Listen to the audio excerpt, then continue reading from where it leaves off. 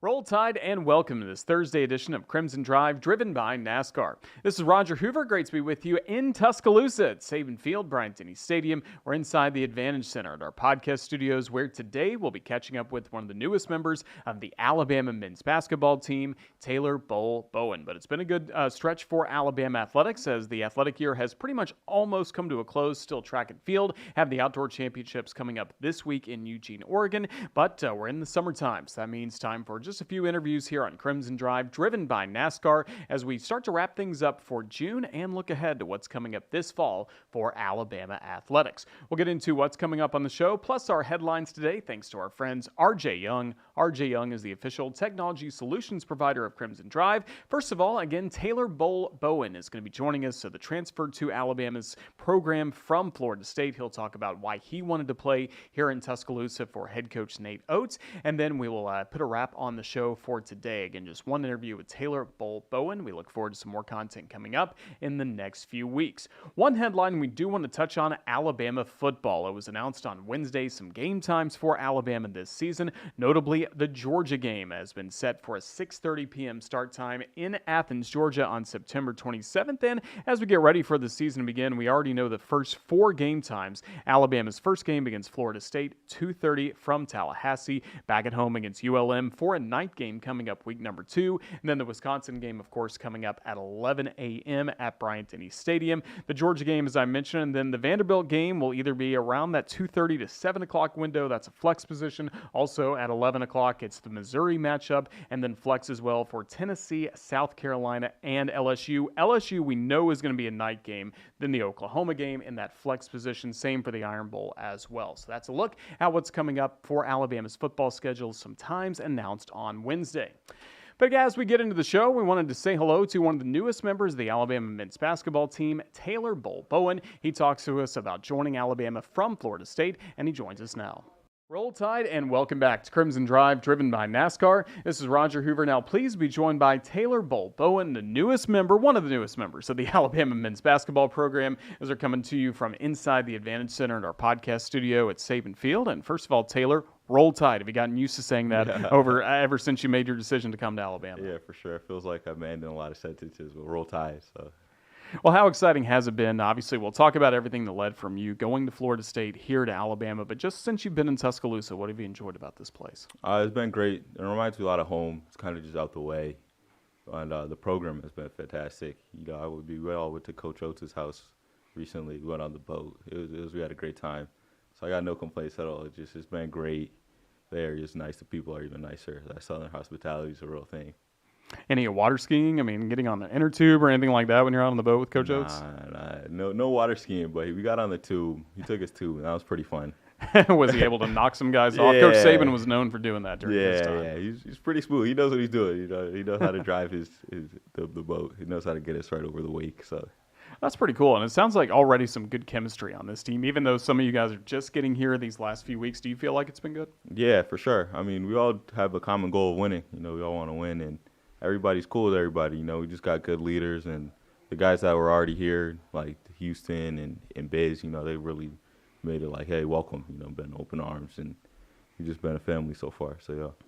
And what's it been like when you've been able to put the uniform on, get to practice a little bit, some of the organized workouts you all have had? It's unbelievable. The level of structure, the coaching, I've never had this before, you know, with the analytics and how the coaches teach and explain things, and I'm just shocked just how organized and just how good of a program it is. You know, obviously when I was taking my visits and everything, I was the most infatuated with Coach Oates' his offense and how he was organized and everything. So it's cool to live it now and be here. You mentioned the analytics. Are you a bit of a numbers guy? Aren't you a finance major? Yeah, I do major in business. I understand numbers. You know, you got to be successful in basketball is a game of percentages, and you know, like I think that Coach Oates breaking down his numbers and how to best get the best shots really speaks. Yeah, and when he's talking to you about how you're going to fit in this system, you can go to the analytics, you can go to the numbers. Does he also back it up with a lot of video? Did you see a lot of examples of what you could do? For sure. I mean, on my visit, we watched the videos. You know, we watched guys like Grant Nelson and guys that played my position really do a lot of similar things that I did. And, you obviously backs up the numbers afterwards, but, you got to see it, obviously. I play basketball. I'm not a mathematician. I'm all right in business. I'm not great. I'm not going to turn out into any Jeff Bezos or anything, but I can be a great basketball player. So I understand the video and what goes behind it. What did you like about Grant Nelson's game when you got to see it? He was so versatile. Before he even came to Alabama, I was a fan of him when he was at North Dakota.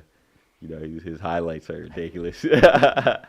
But he's just a great basketball player. He's extremely versatile, similar to how I am, and he does a lot of different things. And, I hope to have this similar success at Grant too. Similar size, 6'10". I mean, you like to dunk the basketball, right? Yeah, for sure. I'm very athletic, yeah. That's certainly good. Saw one highlight of your Florida State days. You got like a steal against Clemson, threw it off the backboard, and then dunked it. Can you talk about that play? Yeah, I can. So it was the end of the game. I gotta come clean. We're getting blown out by Clemson. We were down by whatever, and this guy was sitting right in front of our bench. And he happened to be from Vermont, so he was giving me a lot of heckling that we're blowing you guys out and whatnot. So I was just so heated, so I just had to show him something right quick, to let him know I could hoop. You know what I mean? So it's that guy right there. I don't know his name. I know his face. That guy from Vermont right there. That's why I have it. That's all the motivation needed, right? Yeah, for sure. That's really good. Again, we'll talk about your journey to Alabama. You mentioned Vermont. Is that where you're originally from, or tell us where you're born and how you grew up? Yeah, my family moved over to Vermont when I was a baby. So, I was originally born in South Sudan, and we moved over when I was 2 years old. And then I've lived in Vermont since. So I was adopted by a family that raised me in Vermont, and then I lived there. And then, I went to boarding school, so I was kind of all over New England. So I consider New England my home, but I grew up in Vermont for sure, yeah. What did you like most about growing up there? It's different. I didn't really realize it until I kind of traveled a little bit. I went to Newport and school in New Hampshire, so that was very different. And it just kind of I grew an appreciation for it because it was just kind of out the way, calm. There wasn't too much going on. I could just really just calm down and just focus, just be a kid. Was basketball always a sport for you? Yeah. I was always bigger than everybody. I was watching videos. It's just my 21st birthday. So I was watching videos of me when I was playing when I was a kid. So I was just really tall, lanky compared to the kids in Vermont. So I always hooped. But, I played all types of sports. I played football. I played quarterback. I threw dots. I threw a nice post route over that cover two. I played a little bit of soccer. And that's pretty much it. A little bit of track. But it was always hoops. It was different because my older brothers played. And then when was the biggest growth spurt you feel like you had? I'd say my freshman year, I grew about 4 or 5 inches. I went from 6'1", 6'2", to 6'7". That have a huge impact on the court right away? Nah, it was awkward for me because my body was just different. Before I really had guard skills. That's where I learned it from when I was younger. So I had a shorter and, I played with my older brother. So I had all the guard skills and everything. Then I grew and everything was just awkward. I felt weird moving and grooving. And then I just got control of my body. I was 6'1" again, and it felt okay, this is what I could do. But I'm 6 inches taller now, so the game just came easier. That's really good. So with that, you got a lot of attention, getting to play. And your brother also, I know, had a lot of college attention as well. How much of a motivating factor was it getting to see him and his success?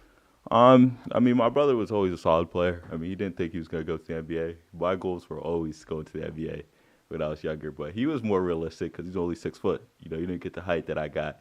But him being recruited and traveling and going places, he always told me, hey, if you want to do this, you got to be different from me. You got to do this.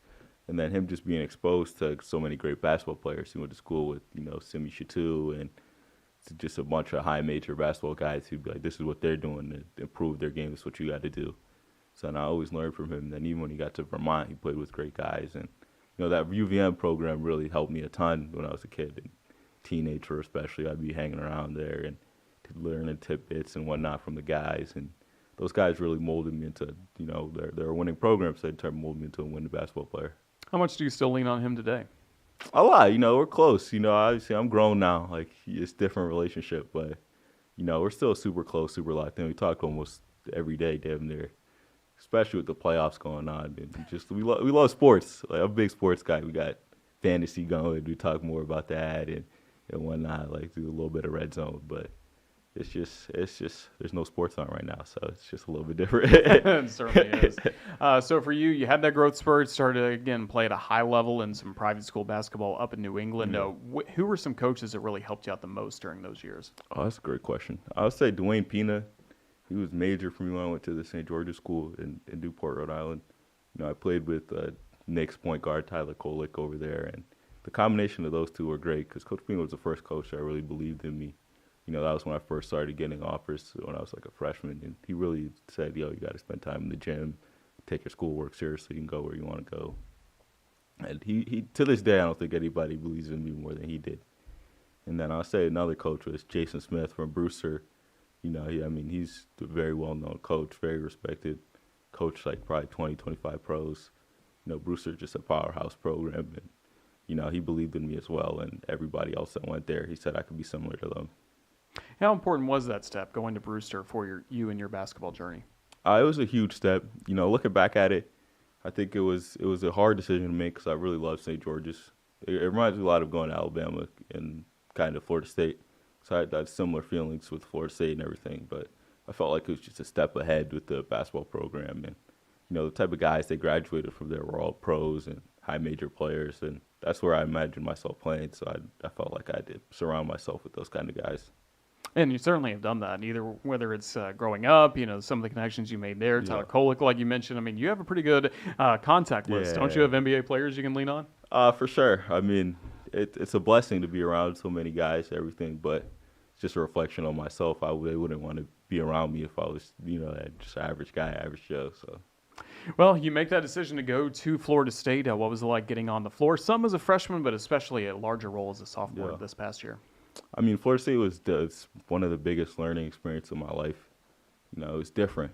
You come to high major basketball, you always had these dreams of going to the tournament and to be the one and done and having everything go right. And, we had faced a ton of adversity at Florida State with all the challenges that went with, lawsuits. And, we had just a lot of things go at Florida State. But I learned so much just as a player and a person that really matured me a ton. And the ACC is no joke at all. I learned so much about what it takes to actually get on the floor my freshman year, to get minutes, start earning spot minutes, to what it takes to be good in the league, and I feel like I took a step during conference play to be really good, one of the better players in the league. So it was just learning, always constantly growing and improving. And I credit Florida State a lot for that. The older coaches too, they'd seen it all. Coach Jones, Coach Ham, and Coach Nick. They had so much coaching experience between the three of them. So there's nothing that they hadn't seen that I couldn't ask them about or what I could do to improve. Yeah, and you learned how to play on the road, too. Those are some legendary road venues. Any place that kind of gave you goosebumps when you walked on the floor? Yeah, Duke was crazy.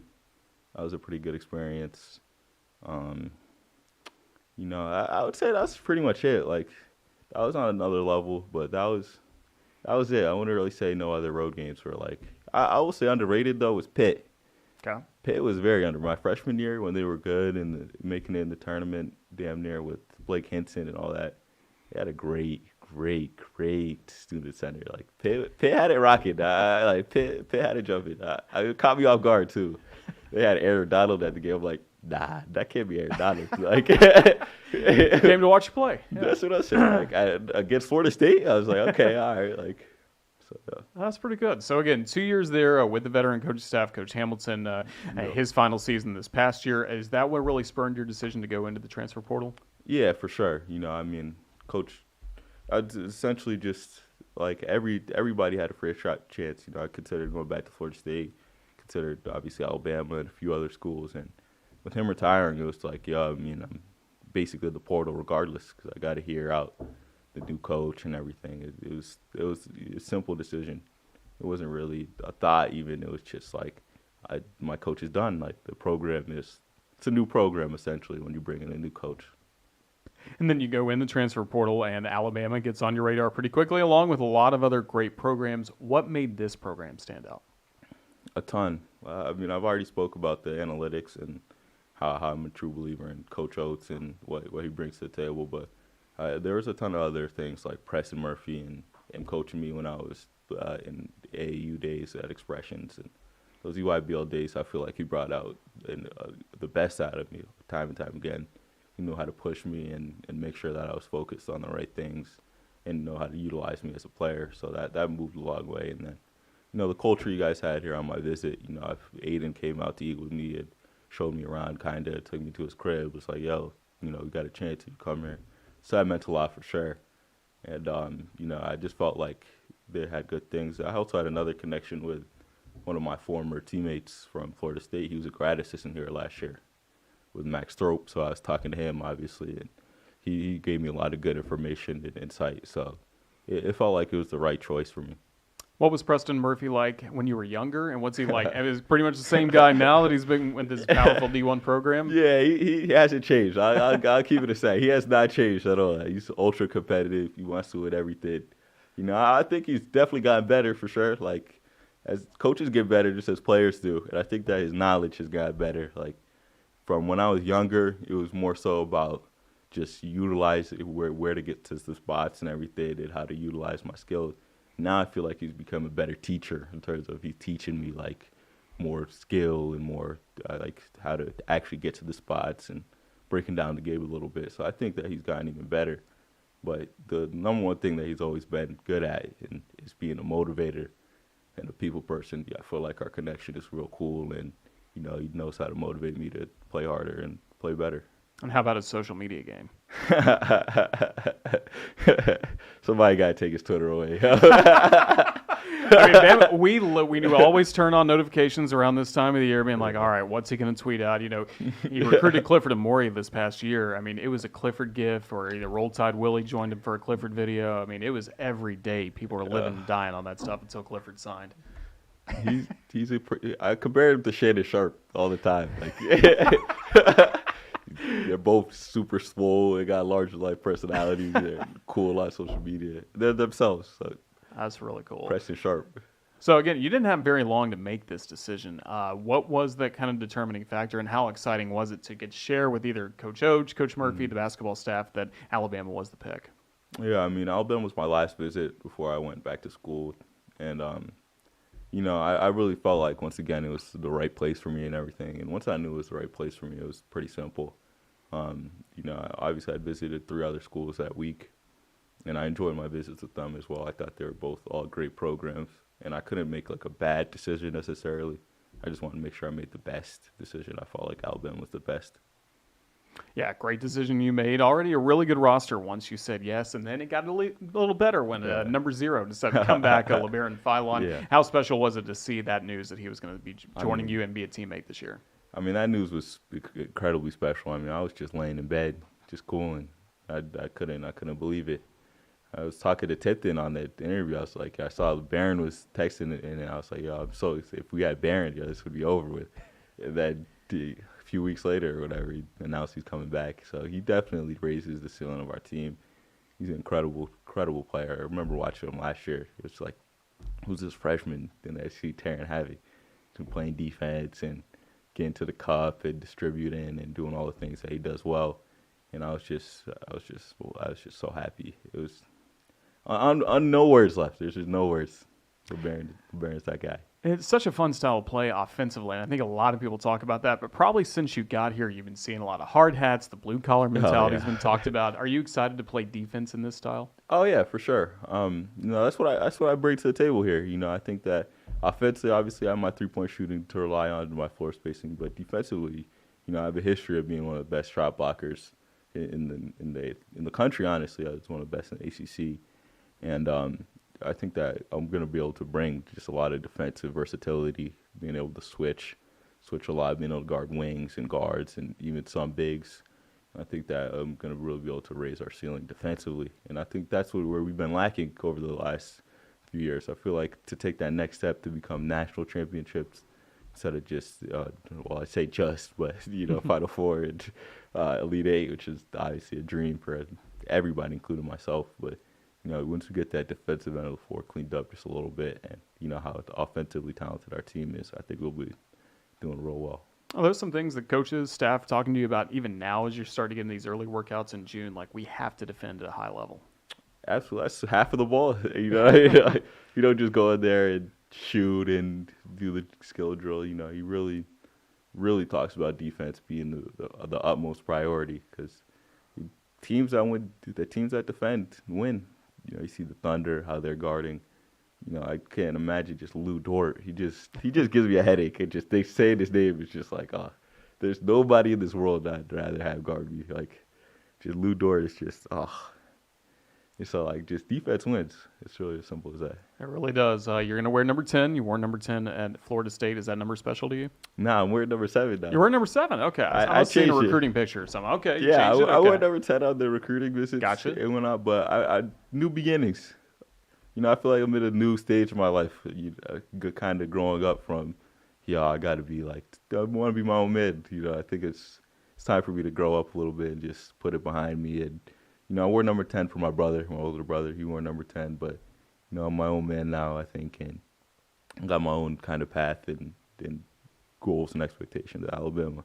So any other special connection with number 7? Nah, I just think it's cool. Just won the single digit, right? Yeah. I think it's cool. I think it's swaggy. You know, I like Cristiano Ronaldo. I'm telling you, he's probably one of my favorite athletes, but not really like a personal like, this is, you know, I just think it's cool. I got you. What's the rest of the summer going to look like for you? Just training, you know, just staying here, working out as much as possible. I mean, we got a lot of work to do, and you know, the coaches got, you know, I got to give Coach Barrera a shout out, their strength coach. He's probably one of the highest level, if not the highest level I've worked with. And just working out with him has been great this far, and I can't wait to keep working with him and just working. You know, I mean, that's pretty much it. We're excited to see what happens. Taylor Bowen, thank you so much for the time you've given us here on the Crimson Tide Sports Network, and best of luck. We hope to catch up with you again down the road during the season, but thank you again for your time. Roll Tide. I appreciate it. Fun conversation with Taylor Bowen. We look forward to tracking his progress along with other men's basketball, women's basketball newcomers that are on the rosters here at Alabama. Plus, of course, football. We're always looking towards Alabama football starting later in August against Florida State to begin the 2025 season and year 2 of the Kalen DeBoer era. We'll have more updates on that coming up. Make sure you're following us at UA_CTSN for the very latest. Also, if you're watching on YouTube, go ahead and like and subscribe to our channel. Turn on notifications for all the updates for us over the off season. We hope to be back with a show coming up next week, potentially with the Director of Athletics, Greg Byrne, to talk about the House settlement and what it means for Alabama athletics. So hopefully you'll be able to join us again next week. Special thank you to Cole Price, Lexi Graber from our NIL office here at the Advantage Center for setting up that interview with Taylor. Thanks as well to Ethan Carabin, our video producer, who put this entire show together. For all of us with the Crimson Tide Sports Network, I'm Roger Hoover saying thanks for watching. Have a great weekend and Roll Tide.